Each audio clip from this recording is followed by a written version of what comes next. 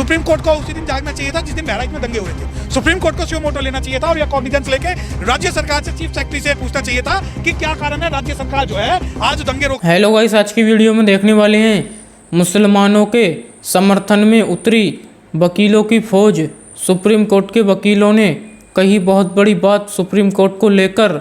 Supreme court के वकीलों ने कहा सुप्रीम कोर्ट के मना करने के बाद भी बुलडोजर चल रहा है, आखिर ऐसा क्यों? चलिए जानते हैं इस वीडियो में। ओरिजिनल वीडियो लिंक डिस्क्रिप्शन में। अगर आप हमारे चैनल पर पहली बार आए हैं तो चैनल को जरूर सब्सक्राइब करें, वीडियो लाइक करें, वीडियो को ज़्यादा से ज़्यादा शेयर करें। चलिए अब वीडियो शुरू करते हैं। सुप्रीम कोर्ट को उसी दिन जागना चाहिए था जिस दिन बहराइच में दंगे हो रहे थे। सुप्रीम कोर्ट को सुओ मोटो लेना चाहिए था और यह कॉग्निजेंस लेके राज्य सरकार से, चीफ सेक्रेटरी से पूछना चाहिए था कि क्या कारण है राज्य सरकार जो है आज दंगे रोकने में नाकामयाब है। आज जो सुप्रीम कोर्ट जाग रहा है, मुझे ये बताओ कि सुप्रीम कोर्ट ने क्या उन लोगों के खिलाफ एक्शन लिया जिन्होंने इलीगल रूप से शेड्यूल कास्ट की और मुस्लिमों की जमीनें तोड़ी है, बुलडोजर चलाया। सुप्रीम कोर्ट की ये तल्ख टिप्पणी कि भाई आप जो है हम देख लेंगे ये और वो, क्या सुप्रीम कोर्ट ने इस मामले में कहा कि जिन अधिकारियों ने और जिन नेताओं के आदेश पर ये आदेश पारित हुआ है उन सब के खिलाफ क्रिमिनल वीडियो को पूरा जरूर देखें, वीडियो आगे शेयर भी करें। सुप्रीम कोर्ट न्याय देने के नाम पे सिर्फ ये दिखावा और नोटंकी करेगा कि भाई हमने एक टिप्पणी कर दी। अब ओपनली एक बात कहते हैं कि जब अयोध्या मामले का जब वर्डिक्ट आया तो मैं आंख बंद करके भगवान के सामने बैठा, मुझे शक्ति दी जाए उसको डिसीजन करने के लिए। तो आप कह सकते हैं कि सुप्रीम कोर्ट के जो जज हैं जो भगवान के सामने तो प्रार्थना कर रहे हैं परंतु मस्जिद में नहीं जा रहे, उनको आप निष्पक्ष मान सकते हैं? अगर चीफ मिनिस्टर और कोई भी अधिकारी उस गाइडलाइन का उल्लंघन कर रहा है तो क्या उसके ऊपर उन्हें आप जेल भेजोगे? क्या सुप्रीम कोर्ट ये कह सकता है कि हमारी गाइडलाइन इशू होने के बावजूद भी आपने अगर वहां नोटिस चस्पा किया है और आप इन मकानों को तोड़ रहे हैं तो हम आपके खिलाफ क्रिमिनल और सिविल और कंटेम्प्ट ऑफ कोर्ट की कार्रवाई करेंगे? क्या चीफ मिनिस्टर इस मामले में शामिल है? क्या भारत के मुसलमानों को डर दिखाने के लिए पहले तो बुलडोजर पॉलिसी अपनाएंगे, फिर बुलडोजर पॉलिसी के बाद में सुप्रीम कोर्ट चले जाएंगे? मुझे एक बात बताओ कि न्याय की बात यह है कि आपने अगर गलत किया है तो आपके खिलाफ भी कानूनी कार्रवाई। अगर आप एज ए लीगल एंटिटी मुझसे बात कर रहे हैं तो मुझे ना तो आज सरकार पे विश्वास है ना ही सुप्रीम कोर्ट पे विश्वास है। सुप्रीम कोर्ट पे विश्वास? सुप्रीम कोर्ट के जो जजेस हैं उन पे विश्वास नहीं है। सुप्रीम कोर्ट अपनी जगह सही हो सकता है परंतु उनके जो जजेस हैं उन पे मैं उनकी कुछ क्रेडिबिलिटीज पे मैं जो है शक करता हूँ। अब क्यों करता हूँ? भारत के इतिहास में पहली बार ऐसा हुआ कि चीफ जस्टिस ऑफ इंडिया के घर जो है प्रधानमंत्री गए, मोदी जी पूजा करने गए। वो एक सिंबॉलिक एक इन्होंने दिखाया कि हम जो भी करेंगे खुल के करेंगे। अब चंद्रचूड़ साहब के घर पर जाते हैं नरेंद्र मोदी जी। नरेंद्र मोदी जी के जो चेले हैं वो है योगी जी।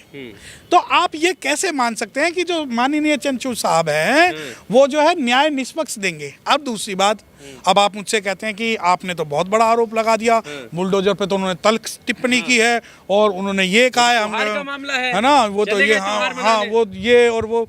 मुझे एक बात बताओ, सुप्रीम कोर्ट सोने के बाद ही क्यों जागता है? जब आज जो सुप्रीम कोर्ट जाग रहा है, मुझे बताओ कि सुप्रीम कोर्ट ने क्या उन लोगों के खिलाफ एक्शन लिया जिन्होंने इलीगल रूप से शेड्यूल कास्ट की और मुस्लिमों की जमीनें तोड़ी है, बुलडोजर चलाया? क्या सुप्रीम कोर्ट की ये तल्ख टिप्पणी कि भाई आप जो है हम देख लेंगे ये और वो, क्या सुप्रीम कोर्ट ने इस मामले में कहा कि जिन अधिकारियों ने और जिन नेताओं के आदेश पे ये आदेश पारित हुआ है उन सब के खिलाफ क्रिमिनल मुकदमे दर्ज किए जाएं मिसयूज ऑफ पावर के? क्या सुप्रीम कोर्ट न्याय देने के नाम पे सिर्फ ये दिखावा और नोटंकी करेगा कि भाई हमने एक टिप्पणी कर दी?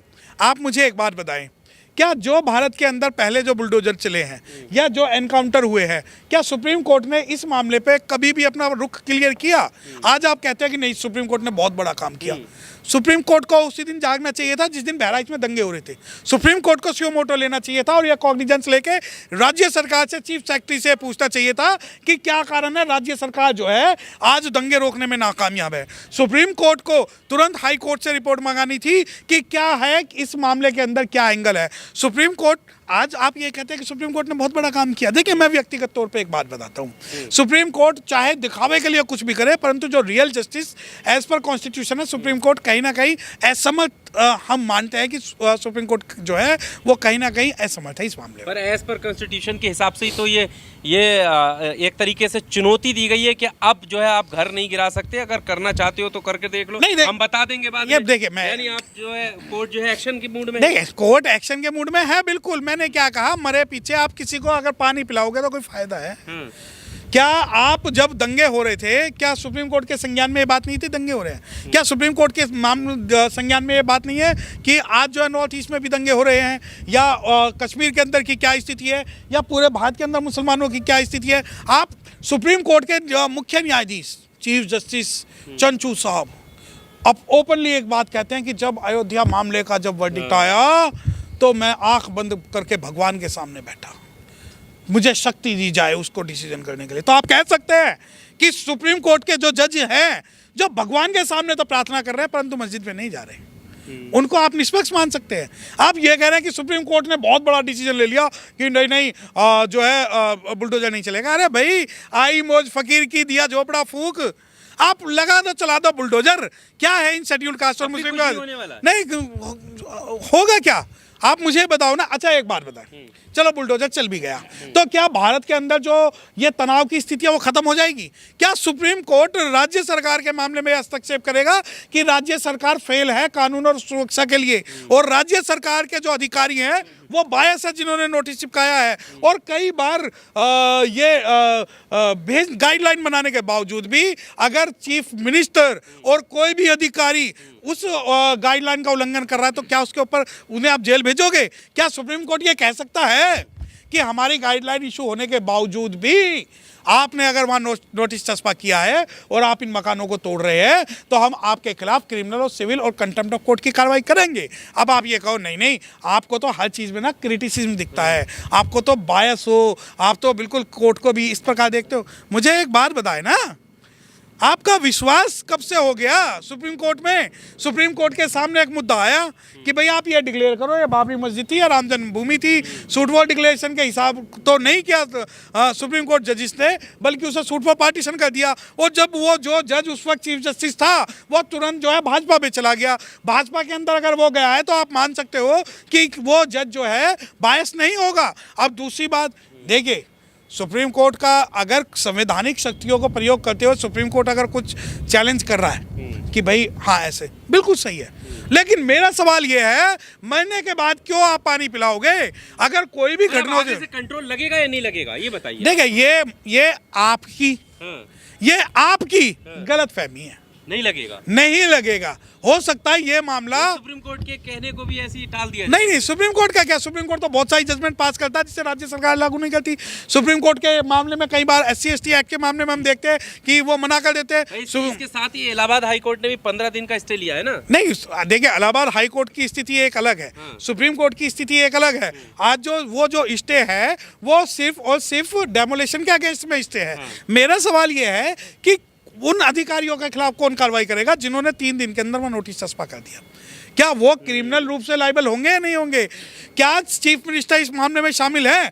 क्या भारत के मुसलमानों को डर दिखाने के लिए पहले तो बुलडोजर पॉलिसी अपनाएंगे, फिर बुलडोजर पॉलिसी के बाद में सुप्रीम कोर्ट चले जाएंगे? मुझे एक बात बताओ कि न्याय की बात यह है कि आपने अगर गलत किया है तो आपके खिलाफ भी कानूनी कार्रवाई होनी चाहिए। अब तो पट्टी हट गई है आंखों से, तो निष्पक्ष कार्रवाई तो अभी इसीलिए तो दिख रहा है कि कानून अंधा नहीं है, अब सब कुछ दिख रहा है। यही तो दिख रहा है कि मुस्लिमों का केस है, इसमें बस ठीक है हम स्टे लगा देते हैं। Supreme court should ask from the state government that under which provision of law you have affixed these demolition notice and who were the culprit officers who issued that notice against the Muslims only। आप ये कहते हैं कि भाई न्याय की देवी के आंखें खुल गई, हाँ खुल गई। अब ये और ध्यान से देखेंगे कि कौन शेड्यूल कास्ट, कौन शेड्यूल ट्राइब, कौन मुस्लिम हमारे सामने आ रहा है, हम उसे न्याय कैसे देंगे? ये जो पट्टी की जो कहानी है ये चलो छोड़ दो, ये दूसरी है। परंतु यकीन मानिए कि सुप्रीम कोर्ट इतना एक्टिव नहीं है जुडिशियली और कॉन्स्टिट्यूशनली कि वो हर मामले पे कॉग्निजेंस ले सके। पर क्या वजह है सर, जिस तरह से कोई भी धार्मिक उन्माद हो या कुछ भी ऐसी स्थिति बिगड़ती है तो नोटिस चिपका दिए जाते हैं और एक वर्ग को निशाने पे लिया जाता है, चाहे वो फिर वो प्रोटेस्ट के लिए क्यों ना आया हो सड़कों पर। नहीं, मैं वही आपको बता रहा हूँ कि ये जो बुलडोजर पॉलिसी है या ये एनकाउंटर जो पॉलिसी है, ये पॉलिसी गैर संवैधानिक है। आप कॉन्स्टिट्यूशनली सब चीज़ कीजिए। मैं तो खुल के कह रहा हूँ कि जिन दंगाइयों ने कुछ भी आगजनी की है, पत्थरबाजी की है, बिल्कुल कीजिए, लेकिन कानून की एक प्रक्रिया है। आप ऐसा नहीं कर सकते कि आप सिर्फ जाति देख के, धर्म देख के बुलडोजर चला दे, आप जाति देख के और धर्म देख के आप एनकाउंटर कर दे। मैं आपको कई ऐसे उदाहरण दे सकता हूँ जिस मामले के अंदर, मुझे एक बात बताएं, आप कहते हैं कि कोर्ट ने कॉग्निजेंस लिया, बहुत बढ़िया बात है। क्या सुप्रीम कोर्ट इस मामले पे कॉग्निजेंस लेगा कि जो उत्तराखंड में हुआ मुस्लिमों के खिलाफ, जो दिल्ली में हुआ मुस्लिमों के खिलाफ, छतरपुर में दिल्ली में हुआ, ज्ञानवापी मस्जिद में हुआ, अभी 2-3 जगह पे ओल चल रहा है, एक ताजमहल पे चल रहा है, लाल किले पे चल रहा है, वक्फ अमेंडमेंट एक्ट चल रहा है, क्या होगा? देखिए मैं आपको बता दूं कि अब जो भारत का मुस्लिम है ना, वो बिल्कुल चुप है, वो शांत है, वो ये देखता है कि वो ताकतवर के साथ चला जाए।